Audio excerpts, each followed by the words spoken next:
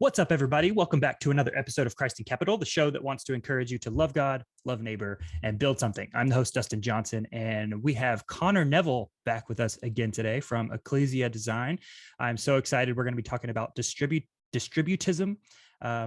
If you haven't heard of it before, Connor and I hadn't either until relatively recently. So yeah, it's going to be fun. Connor, how you doing? What's up? Doing well, Dustin. Thank you again for having me on.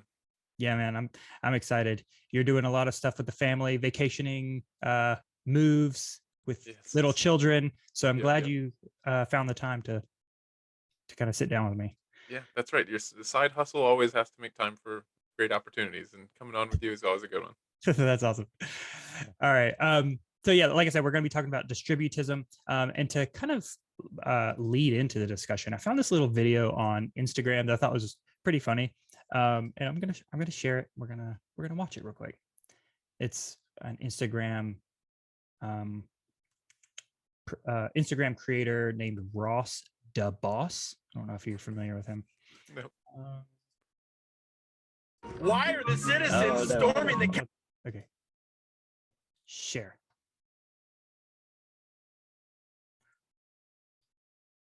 All right. Can you see that, Connor? In Sri Lanka, it's super interesting. So pay attention for 20 seconds. Basically, Sri Lanka's in debt. So in order to continue like their pattern of doing things, they have to get loans. Well, the people that give them loans, big woke companies, started to say, well, instead of just wanting more money back for the loan later on, we have a new version of morality that you're going to have to adhere to in order for us to give you the money. This new version of morality is called ESG, okay? It's what the World Economic Forum, the World Bank, all these people that were unelected that control large swaths of the population have decided that the world should submit to and adhere to in order for us to preserve the future of the planet. These are the same people that demand diversity everywhere, regardless of how inefficient, and they groom people like Justin Trudeau and then put them in power. So in order to prevent like bankruptcy and then the whole economy collapsing, Sri Lanka's like, fine, we'll have to submit to some of it, let's go. So they agreed, and they ended up banning fertilizer in April 2021. Guess what happened? It destroyed their crop yield and destroyed their economy anyway, even though they reversed it in November, like 6-7 months later. They were like, this was stupid, we shouldn't have done this. It already did enough damage to entirely destroy the economy. How many thousands of people do you think are going to die in Sri Lanka in order to preserve the planet? So in short, Sri Lanka, in need of lending, in need of money, because they were in a bad spot financially, sound familiar? Had to agree to a new version of morality that they have to get their institutions to submit to in order for them to be able to participate in the global economy, basically. Okay? Now, what's really scary is lots of your Democrat leaders are doing the exact same thing and looking to ESG as a good rubric of way that they should conduct themselves. So in the pursuit of adhering to something that isn't even scientifically verified to perfectly decrease absolute climate change, we are allowing for the death of probably hundreds of thousands of people. And it's not the only country that's going to do it. It's going to happen a lot of places. If you're wondering, why in the world is the United States in such a weird financial position? They're positioning us to also be in a shitty place so that eventually we'll have to submit to a new version of morality, or they're going to let us starve. To sum it up, they are making you submit to rules that they say are for the purpose of making sure people don't die, that actually end up making people die, because it's not about making sure people don't die, it's about them getting control. And you're voting for politicians that are going along with it. Woo-hoo-hoo! How them gas prices. Okay. So that was just a funny little video. I thought was it was just pretty funny. He hit on some pretty good points, kind of succinctly illustrated what's going on in Sri Lanka, but kind of gave the overall kind of what's going on more broadly in the United States. I actually did a little bit of or I guess in the world, I did a little bit of research, and I think there's one part of what he said that was wrong, but overall it's pretty good summary. Wow. Yeah. So That's Uh, interesting. I mean, all laughing. He he made it funny with all the air quotes and laughing and stuff. But all laughing aside, that's what's. I mean, from our last get together with the episode on environmentalism and touching on ESG, that is what's coming. So yeah, yeah. wow. I Or think it's one potential thing. If you know, if in God's providential decree, that's what occurs across the world in other places other than Sri Lanka, then we ought to brace for it. But otherwise, I mean, there's alternatives out there. So yeah, I think there's something in human nature that tries to consolidate power at a high. It tries to get everyone together in kind of this Tower of Babel, in a manner of speaking. yeah, Way of like, let's build our tower to God, and we'll rule and we'll make a name for ourselves, that sort of thing.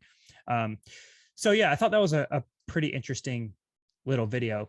But I also wanted to pull in a brief discussion about this farmer protest that's going on. Do you know much about that, Connor? yeah, absolutely, yeah. So I mean, what's your take? that's I mean, can you give us a brief synopsis and like what's your take? oh gosh. Well, I don't know if I know enough to give a synopsis, but it definitely it seems like it's along the same lines. I've seen a lot. I've been informed about it mostly through memes and just Yeah. references to how ridiculous it is. Similarly, where it's imposing different policies that then limit agricultural production, and Mhm. then in order to fossil fuel burning with from tractors, and it seems like there's a lot of uh, just pushback on the industry Yeah. of agricultural working the land kind of thing, and that's not as green as it could be, um, in order to affect the population, and then vice versa. Like then you don't have food for the population. So Yeah. I don't Yeah. know. Again, uh, It's self-defeating. Like I posted this on social media the other day. It's like you're trying to reduce farmers' production of uh in this case it's nitrogen and ammonia emissions, uh so that you can fight climate change, because climate change is affecting our food supply. It's right, like stop food supply so that we don't contribute to climate change, which inhibits our food production abilities. It yeah, it doesn't work. As a brief synopsis here, this is basically what's going on. There's lots of farmers in the Netherlands protesting. They've dumped manure and at you know officials' homes and outside government buildings. They've dumped hay bales on roads. They're blocking highways, that sort of thing. I saw a video where a cop was fired on a tractor. Did you see that one? oh, wow, He that's Yeah, like this tractor was just sitting in traffic, and there was like a cop roadblock or something, and he just kind of went around and went the other direction, and the cop fired. He wow, fired on him. I'm like, what are you doing? Anyways, so yeah, there are lots of protests going on, and the idea is that they're trying to reduce nitrogen and ammonium emissions by 30% in the Netherlands, I think, in this broader goal of reducing the EU's emissions by 50% by 2030. hmm Um, and so basically, this is going to hurt farmers like drastically. The government even came out and said in a statement, their press release at the beginning of June, um, and this is a quote: "The honest message is that not all farmers can continue their business," they said in the June statement announcing the new emissions target. So they basically came out and said, "Hey, look, we know we're going to hurt your livelihood and we're going to put some of you out of business, but this we got to do it." Oh God, the gall is, man. it's it touches on the means of production and just what it means to have a imposing centralized overbearing government actually tell you what you can and can't do with business, and instead of a laissez-faire hands-off approach to conducting your market affairs and having localized economies where you can operate more freely in a free market economy. It touches on all of that, which is, yeah, I guess it's certainly relevant to what I know you look at Yeah. thematically with this Oh yeah. podcast, and then similarly with this current event going on. I mean, not only does it talk about do these current events speak to uh, overarching government and economic imposition, but just in terms of the industry, like nitrogen, phosphorus, potassium, those are the three main things that fertilizers are built on, because that's predicated on plant nutrition and soil fertility. I mean, that was a course in my undergrad in an agricultural program.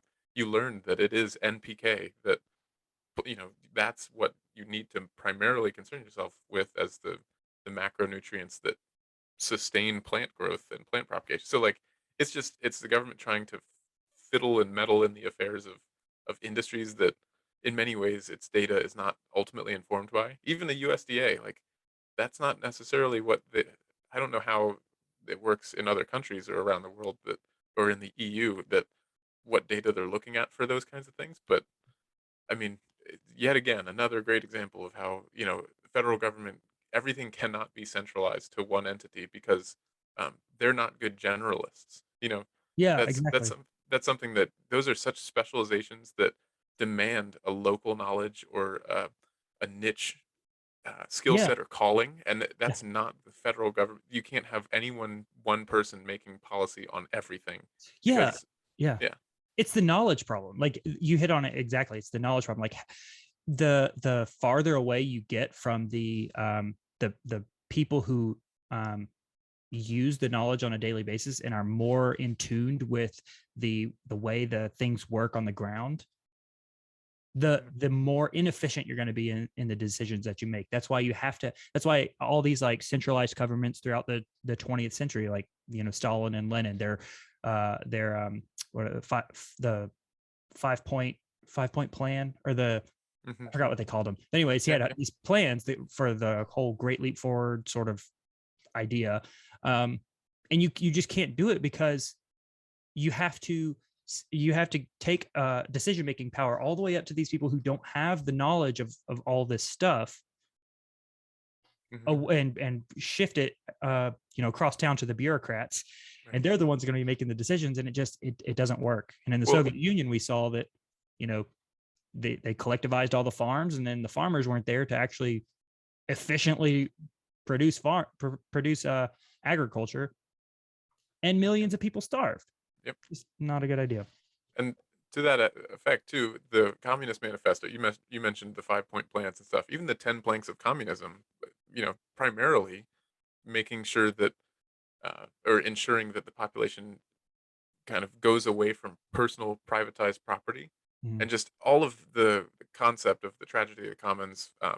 or just this for the common good, that central driver of communism is something that um, communist government socialist systems or socialist systems, that's something that we see starting to rear its head again in Mhm. really prevailing ways in a lot of nations, in our nation as well. But Yeah. um, yeah, that centralizing drive for Tower of Babel type stuff, that's something that um, thankfully I'm encouraged that there are a lot of, on the counterpoint side, there are a lot of movements towards a groundswell of localism, of Yeah. decentralization, of small government, of states' rights.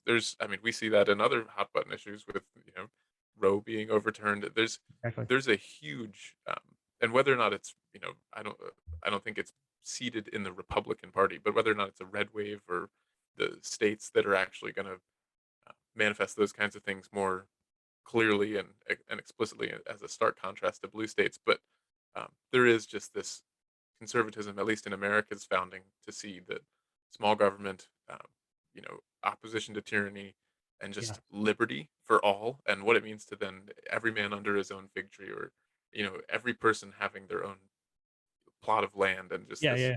Yeah. this Three pursuit of acres, three yeah, acres and a cow. Is that what they said? exactly, yeah. So that all kind of flows back into the topic of distributism as well.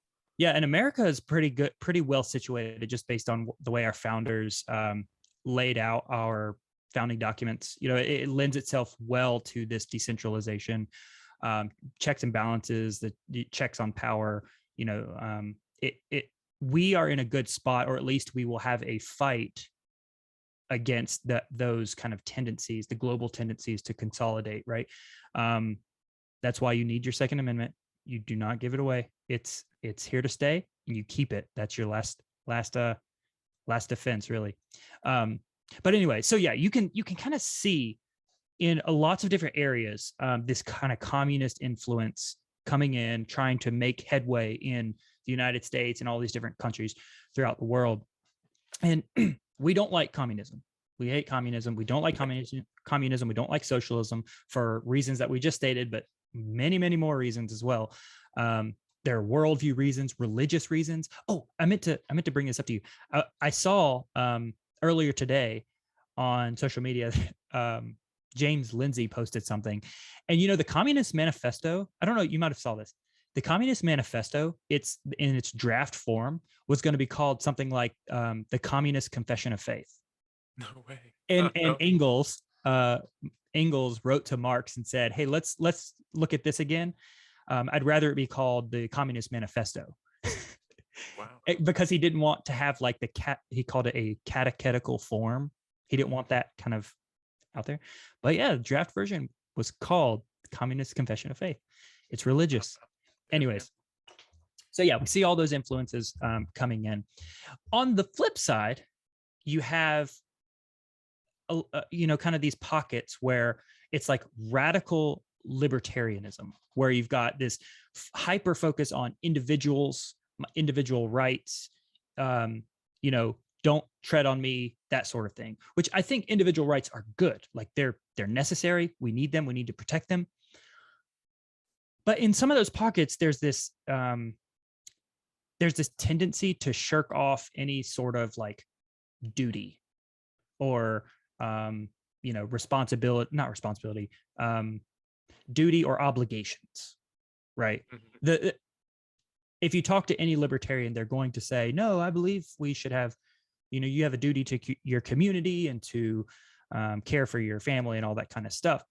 But it's really just personal preference in that regard. And so we kind of want to find this middle ground where we say, look, we like individual, the focus on the individual. We like personal property. We like privatization of things. We like property rights, that sort of thing, while also having this sense of, hey, I have duties. I have a duty and an obligation to my family, to my community. And those are not just kind of suspended in midair. Those are things that God prescribes to me, right? He tells me, this is what your responsibility is. You are to take care of your family. You are to provide for them. Subsequently, your church and your community and so on. And so that's kind of what we're kind of dabbling around. Now, I said we were going to talk about distributism. What's your take? What's your take on distributism? First thoughts, someone says, hey, take a look at this distributism idea, and you read a little bit about it. What are your thoughts? Yeah, well, that's flowing from what you just said. It's somewhere between a lot of other well-known political systems or socioeconomic structures that then both inform political policy Mm-hmm. and the way in which your polity is actually conducted as a culture, as a civilization, and socioeconomic, and then the economy, the marketplace, how you actually engage in the exchange of goods and services for any kind of valuable currency or wealth building pursuit, and how you can then provide for your family and fulfill a lot of those duties and callings that you just said. So we know capitalism, right? America is, in the most part, a capitalist culture, other than a lot of the socialist bent that has happened over the last 50 years or so. Right. And then we understand socialism and we understand communism from what is clear, what we've just talked about, and what's clearly being shown in a lot of other places in recent history. And then there's a few other types, but then otherwise, I think there's some goal to those are almost diametrically opposed in many ways: socialism, communism, and then capitalism, like full blown on both sides. And so I guess in many ways people like to try and find a synthesis that takes both antitheses and then draws the best of both worlds, and Mm-hmm. it's not falling in a ditch on either side of the road. And so it concerns itself over the common good, or for the one another's, as scripture might say, and our obligation to covenant community and to those kinds of molecular structures within society, who you've covenanted with, who you have obligations to live righteously with. Yeah. Anyways, and so distributism, in many ways, the root word ought to be familiar. We distribute things. Yeah, Right? and So that might make people a little hesitant. Like, wait, hold on, where are we going? Exactly. And so, like, the little red flags going off in terms of the distribution of wealth or the redistribution of wealth, and those are typically socialist phrases. And so, um, in terms of distributing what someone has, if there's a gun to your head and it's coercive distribution and it's forced where you have to then provide for someone else in their poverty out of your wealth, or like Robin Hood kind of thing, steal from the rich, give to the poor. Yeah. That's not That's not. That's actually the very opposite part in which a lot of the people who crafted the different tenets of distributism, that's the opposite of what they're after. So the heart of a distributist was something that is more akin to what Scripture calls us to. God loves a cheerful giver. Don't let your left hand know what your right hand's doing. It's this provide out of your wealth for another person's need, right? John Wesley, in many ways, I think he was quoted in Methodism saying like, "Do all that you can for all the out of all that you have." For it was just this kind of like, um, it's essentially what Jesus said, right? Like, Yeah. sell all your possessions and give to the poor. Like it's this missionary pursuit of life that is more practical than what I think a lot of people recoil from when Jesus in the scriptures says that, where it's Yeah. people are like, wait, all of it, or it's more of this. Yeah. It's a practical outworking of how Yeah. you share. And Basically. even Paul, it's funny that I have this note here. Ephesians 4, he says, "Let the thief no longer steal, but rather let him labor, doing honest work with his own hands, so that he may have something to share with anyone in need." Yeah, yep, Absolutely. And there's so much scripture that's infused into the distributists who were mostly Christian. hmm I mean, there's the caveat that a lot of them were Catholic. Catholic, Yeah, and it's a very Catholic origin type uh, yeah, yeah. system. G.K. It's Chesterton, J.R.R. Tolkien. Uh, Hilaire Belloc, right? I Like, have no idea who that is. When reading this, I was just introduced to him, mhm, him. I don't know. him, I think. Yeah. So as you mentioned at the beginning, both of us kind of came across this topic from a few different, you know, uh, streams of information that we Yeah, are both tapped into or share with each other and stuff. So, yeah, I'm not as familiar. I'm pretty sure I've heard people refer to Belloc as a him, but as a he. mhm. And he lived in between the two world wars, so he probably wasn't beholden to the um, pronoun Nazis and all that kind of stuff. So, Right. I mean, I don't think so. Yeah. From what I can tell, that's a pretty new thing. But yeah, so and we had this article that you and I both read. You know, we kind of looked at different things, but we also had this one article in common. And there was two quotes that I wanted to read because I thought it was really great synopsis, or just kind of it gives you a flavor for what distributism or distributists believe, or what they're after. And the first one's kind of long, but I'm going to read it because I think it's helpful. And it said, in the Catechism of the Catholic Church, right? Caveat real quick. Connor and I are Reformed, Protestant, Black coffee Calvinist kind of guys. So, And Presbyterian, right? yeah, that's right. In Presbyterian. Okay. In the Catechism of the Catholic Church, subsidiarity is discussed in the context of the dangers inherent in too much power being centralized in the hands of the state. And subsidiarity was just another name. It's kind of a better name than distributism, but they mean the same thing. Quote, excessive intervention by the state can threaten personal freedom and initiative. The teaching of the church has elaborated the principle of subsidiarity, according to which a community of a higher order should not interfere in the internal life of a community of a lower order, depriving the latter of its functions, but rather should support it in case of need and help to coordinate its activity with the activities of the rest of society, always with a view to the common good. So there's that common good that people hear and their ears perk up and they're like, oh, hold on a second. Put simply, the principle of subsidiarity rests on the assumption that the rights of small communities, families, neighborhoods, etc., should not be violated by the intervention of larger communities, the state, or centralized bureaucracies. Thus, for instance, in practical terms, the rights of parents to educate their children without the imposition by the state of politically correct school curricula would be enshrined by the principle of subsidiarity. Parental influence in schools is subsidiarist. State influence is anti-subsidiarist.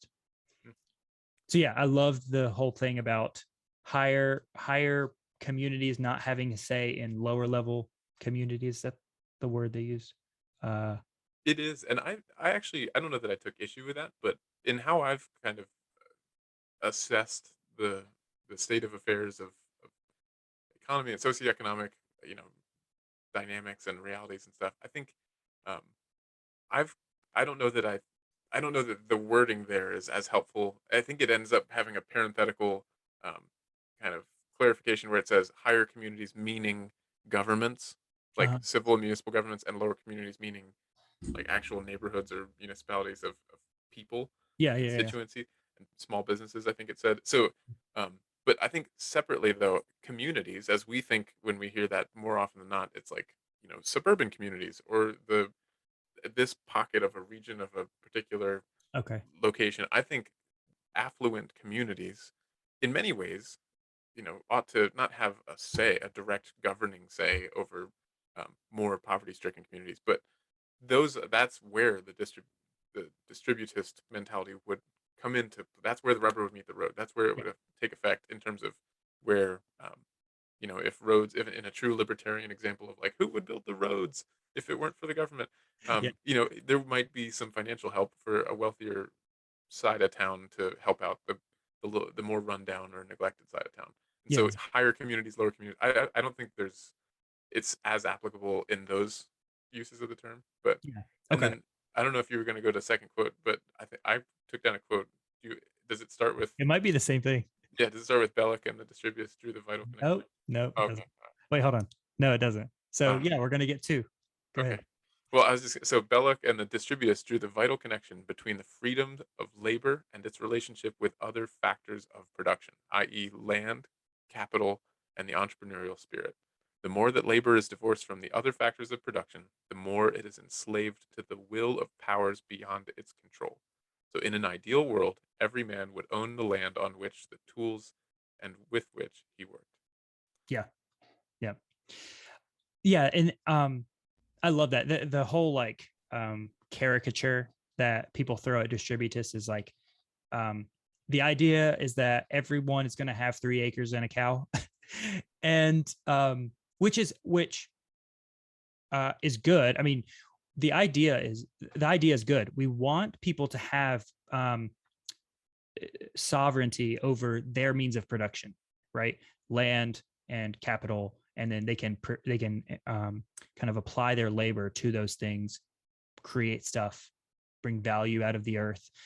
Um, and I think that's awesome. That's really great. The question comes in, it's like how do you get there? Doug Wilson had a thing on this, which I didn't know he did spoke on distributism, but he has. um, and he's basically said, I love that idea, but the question is, how do you get there? And in getting there, are you really committing to like a communist kind of like a more centralized approach? Who's going to allocate the land and the um, cows and all that stuff to make sure everyone's equal and has 3 acres and a cow? Mhm. Um, And it can have the veneer of like this individualism, but who's the authority? Where's that authority coming from? That and sort of thing. I think within a political system, oftentimes the church and you know from the pulpit, you know, culture flows from the pulpit or Mhm. out of the sanctuary, cultures downstream. Yeah. And so I think in many ways the church ought to model this. And so even what we're talking about in a governmental structure, um, Presbyterianism, you know, as the founding of America with a free market economy and liberties and stuff, like it is very checks and balances based on the local presbyteries, Yeah. right? And so Mhm. in many ways we especially as Presbyterians, but then as you know, Reformed Calvinistic Christians who have the sense of the depravity of man and the need for checks and balances and separation of authorities, we see that a lot of the demand for this kind of system to be in play is based upon a moral and religious people, as our Yeah. founders also Yeah. recognized. But I think within that assumption and that foundation for this kind of socioeconomic structure, uh, Pastor George Grant, who's actually my pastor here in Tennessee, and you just had him on as like the last most recent guest on the podcast, Well, or two it's been a two ago. couple episodes, but Yeah. yeah, it's been. Okay. And so George Grant does on the Canon app on the My Canon Plus. He has a whole modernity lecture series that one of them is on distributionism or distributism. He talks about the same guys and the same concepts. And he was saying essentially to that question, like who gives this out, who dishes it out, who who is, you know, overseeing the distribution, or what driving factor actually provides those convictions and that kind of clarity for where the need is and where the source Yes. is, where Yeah. the demand is, where the supply is, um, within a society. So it's socioeconomic at its core, but I think Scripture does. And in Pastor Grant's lecture in the Modernity Lectures, he was saying he's talking about the localism and being rooted in a place. It's ultimately, that's what the distributive said, is it's most satisfying when we do this in line with our calling, and then with a conscious attempt to build a covenant community. Yep. And then it empowers with the empowering notions of the intact family as another one of those sphere sovereignties. And then um, just having a living faith. That's ultimately what I think I was trying to. That's the bottom line of what I've just said. Is Yeah. it's a faith that lives out what Scripture calls us to. Mhm. So, and the sphere's sovereignty, like, it's the foundational government is self government, and then Yep. from there it's family government, and from Mhm. all the families collectively worshiping God righteously, it's church government, Yep. and then it's as churches in a region, as constituents of a municipality, then civil government. Yep. And so the more localized you bring it, the further down, like it ultimately demands changed hearts, changed lives. It Mhm. demands the gospel. That's the engine by which that kind of socioeconomic, cultural reformation actually occurs, is faithful preaching of the word. Yeah, as much as culture right now, as our society right now is trying to do away with any sort of idea of definitions. Like there's no definitions, there's no lines. Like everything is on a spectrum. It's like there's no truth, there's no defining lines on anything. Um, Someone's going to have the authority to draw lines, to draw distinctions. And I think when you boil all of these issues up or down, you're going to get to this question of who says, right? It's our precept coming out. Who says? By what standard? And you and I are going to keep hammering home Scripture. What does God say? What does God say? Where are the lines drawn? What lines does He draw? Those are the ones that we need to commit to, because everyone else is going to be fighting for those reins, the pencil to draw those lines, right? And it's catastrophic, might I Yeah. say. So yeah, and so when we're talking about distributism, you kind of mentioned it, but there was a couple key components. There was the faith. Faith has to be at the center of the whole idea of distributism. You have to have the family as kind of a cornerstone unit within this kind of system, or this way of doing politics and economics. And you also have to have a sense of calling, and he kind of coupled that with destiny. So you have a specific thing that you're good at, a skills that God's given you that you've been called to do, and there's a destiny, like there's a trajectory. You have a goal that you have to get to, that you're working towards. We're not nihilists. We're not just so what, I'm working just to make money. No, you're working to get to a goal. And then there's also the calling to a place. And I wanted you to kind of hit on this, like, because it seems like ecclesia design is big on this, right? Yeah. Calling to a specific place. So is it not, here's my question to you, Connor. Isn't it pretty valuable to be like mobile? Like shouldn't you be like able to pick up and just go somewhere else for a job if you need to? Like, yeah, what are your thoughts? Like, pros and cons of rooting yourself in a place versus being mobile. Hmm. What say you? Well, it's a huge question on a lot of people's minds, and I'm sure a lot of people who listen to this podcast and other, faithful reformed folk that have really been pushing just kind of a change up geographically based on COVID silliness in different states, and just, you need to, take care of your household and move where you have a faithful church and have opportunities for, Christian education, and you have Yeah. employment that's God honoring and ethical, and it's based on policies that have freedoms to it. And that's what we did. So my family, you know, thankfully, praise God, it was an opportunity was provided for me to move from actually where we were doing grad school in upstate New York down to Middle Tennessee. And so we're kind of living proof of the advantageous, you know, opportunity of being able to be mobile. Yeah. However, we did that because we want to put down roots that have a covenantal succession element to it and have um, an interconnectedness to place, and not Mhm. just to your church and to the people that you regularly interact with, but for all of the descendants of the people around you as the community that you're part of is moving into the future. So Yeah. Yeah. you're shaping. It's an optimistic view of where things are headed. I think it demands that in terms of a sense of calling to a particular place because you want to see that place redeemed for the kingdom, Yeah. right? And so Ecclesia Design's tagline is local churches redeeming places, and it I think all of the one another's of covenant community only happen when you're there long term. When you're in it for the long run, you've covenanted together that you're there through thick and thin, not there until I'm ready to move. And Right.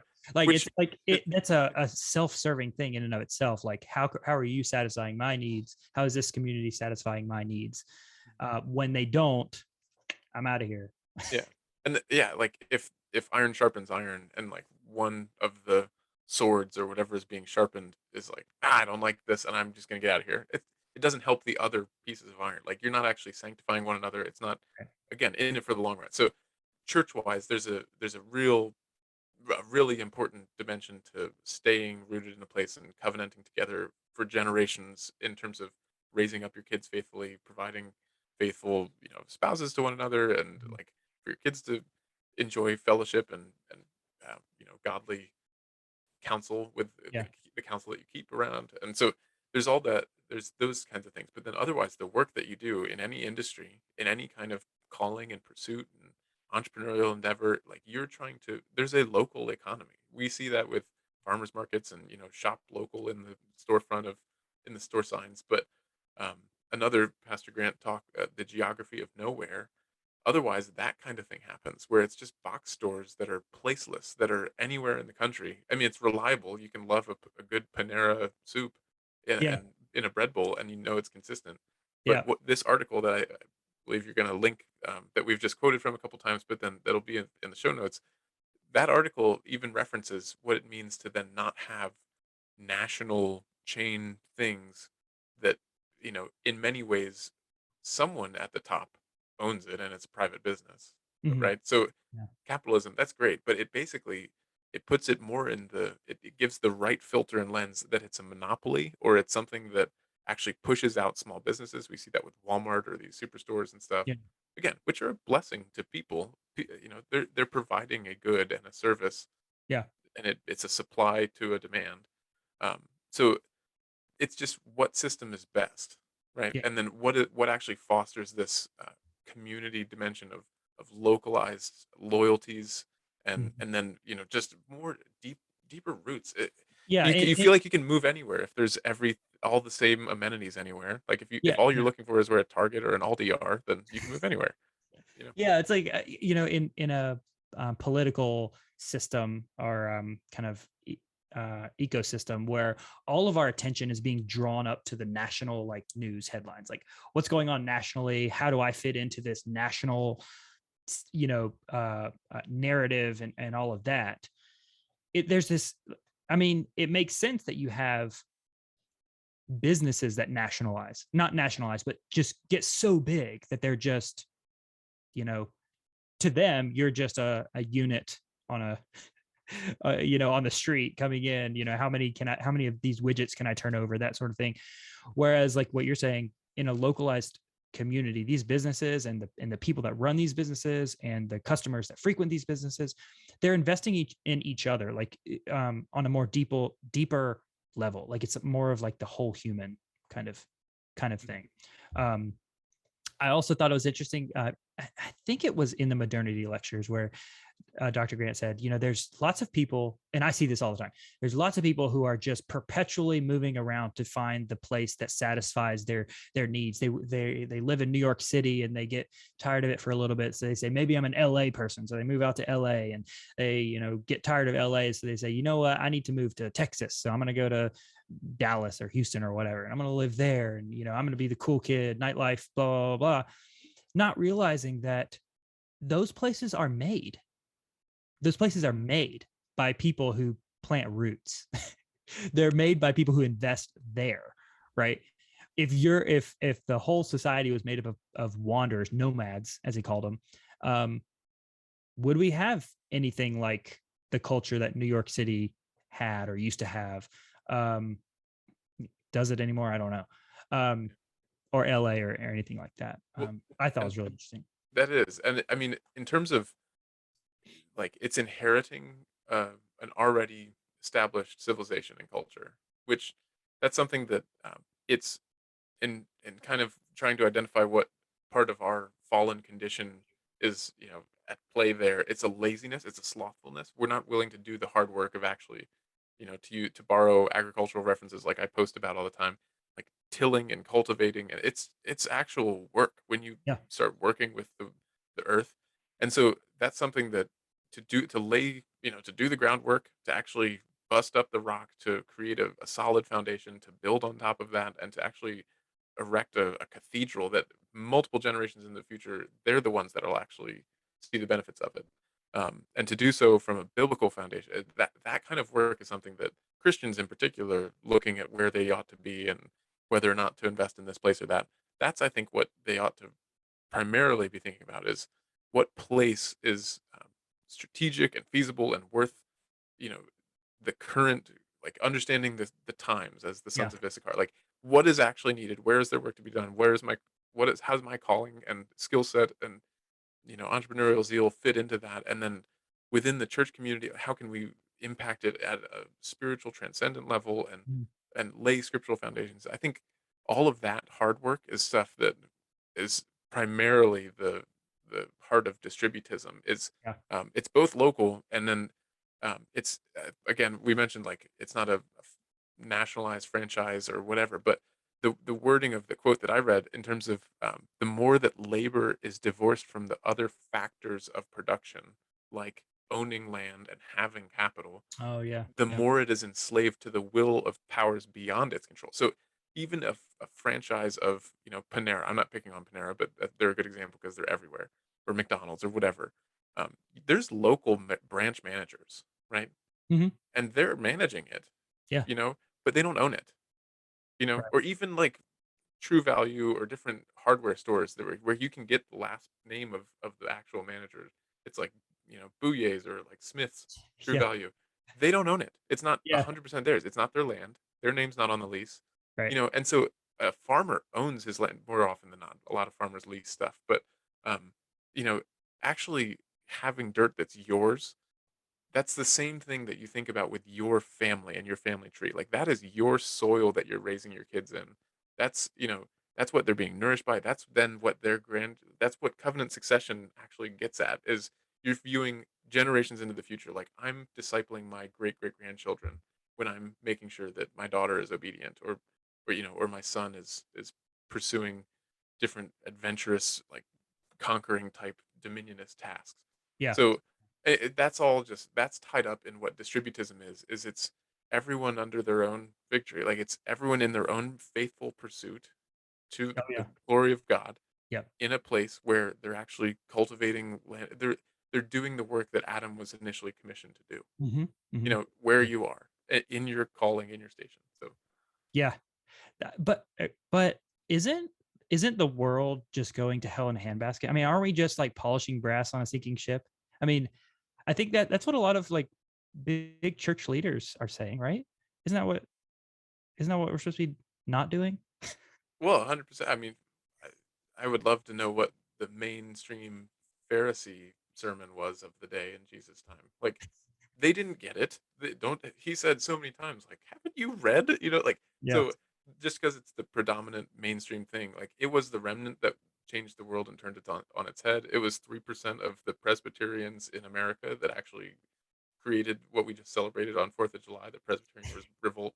You Yep. know, don't despise the day of small beginnings, or feel like you're in a minority, a niche theology just because that's what the faithful have always been. Yeah. It's Yeah. Exactly. so honestly, part of me wants to just say it's water off my back if the mainstream think it's, you know, if all the main denominations are just saying it's this pessimism. That's obviously unfortunate. That's Yeah. those are resources and assets of the kingdom that are just getting squandered. But Yeah. at the same time, I mean, I just made a post the other day where it's, if if you put your hand to the plow and look back, you're not fit for the kingdom. Jesus Yeah. said that. Yeah. And so like plow on, move forward. Like it is a pursuit. The kingdom is actually advancing. That's who we need. So whoever is not fit for the kingdom, they're gonna look back and stay back there. So Yeah. Love it. Yeah, we could talk about post-millennialism for a long time, so I won't go down that rabbit hole right now, but maybe one day in the future. yes. Okay, so last quote real quick, just to kind of sum up distributism or subsidiarism. This was a quote that I thought was really helpful from the article. It said, unlike the socialists, the distributists were not advocating the redistribution of wealth per se, though they believed that this would be one of the results of distributism. Instead, and the difference is crucial, they were advocating the redistribution of the means of production to as many people as possible. Belloc and the distributists drew the vital connection between the freedom of labor and its there's the same quote. But the right up to that, they were saying that the idea is not authority is being kind of pulled up into this, higher global community to make the decisions for the allocation of resources and all of that. Rather, it's push resources down as far as you can to have the decisions being made about that labor and capital and all that at as local level as possible. Mm-hmm. Which I thought was a good one. All right, that was a lot. Yes. So it's a new topic to us. I mean, and I think it's not a new topic in history, but in terms of what's able to circulate around different, podcast circles or theological communities, I think that's something that we ought to all take a serious look at it, and especially as post-mill, like the actual methods of implementing it and to the practical means by which this can be brought to the forefront as a potential alternative to socialism and communism. Yeah. So, I mean, I think it's, again, like the last episode we did with environmentalism. It's a vital issue for us to consider in these days. It's something that maybe is hard to get our hands wrapped around all the way because it touches on everything. Socioeconomic, political systems are something It's that all is like, religious. It all boils down to religion in the end, anyway. Yeah. So having your finger to the pulse of that heart of things, in terms of it's what we as Christians ought to be assessing whether or not this is truly the biblical, method or not. Anyways, it's something that I think is worth discussing and then considering its implications. Yeah, and Dr. Grant, I think you mentioned in that in one of those talks that they have a book. They wrote a book. Him and someone else wrote a book about where distributism failed initially, but how it's still the way to go. And I want to get that book. I want to read it because I feel like I'm going to be talking about this for a while. So, all right, Connor, where can people get in touch with you? Ecclesia Design, all of that stuff. Thank you. Yep. So I've mentioned a couple times I've been posting on Instagram. It's just ecclesia.design. So EKKLESIA. And then same kind of thing, ecclesiadesign.com. And I'd love to carry a conversation with anybody. Happy to talk. So reach out. Awesome. Love it. All right, man. Well, we will have you back on soon. We'll talk about post-millennialism. We'll block out like 3 or 4 hours, and we'll get going on that one. I know we always go long, but I appreciate all the time, Dustin. Thank you. All right, man. I'll talk to you later.